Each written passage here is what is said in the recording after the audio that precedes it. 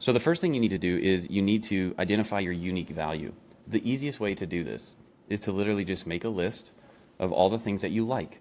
It's very simple. Make a list of everything that you like. You can look at your YouTube search history because you'll usually watch things and you'll search things that you are interested in, that you like watching. You can look at all your previous search history in anywhere, Google, TikTok, YouTube, anything. And then start taking note of like what you find yourself thinking about all the time, talking about all the time, messing with all the time.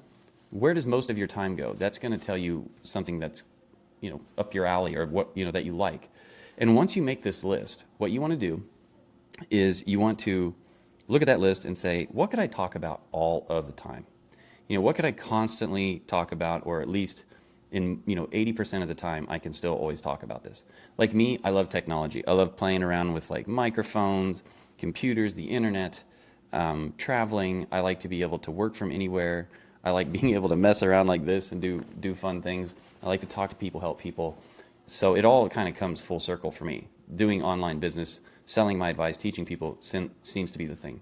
But make that list. Circle the top 3 things that you could talk about all the time, and then put a star by the one thing that is the most, popular on that list. Like the thing that if you had to pick, it would be that. And we're just starting there. And then from there, you can always change it because you'll change as you go, et cetera, okay? So that's the first thing. Once we have that, then what we're going to do is we're going to go out and validate, is there actually someplace out in the world where people want what it is that you're excited about? And then we're going to find the cracks in where everybody else is probably. So think about it like this. There's a million zillion people that teach what I teach.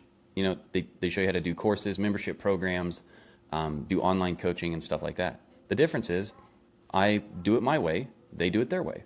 I have my personality, they have theirs. There's only one of me, there's only one of them. And I went out there and I was like, okay, well, that's cool that everybody else is doing this. That's a good sign. What can I do to make it easier?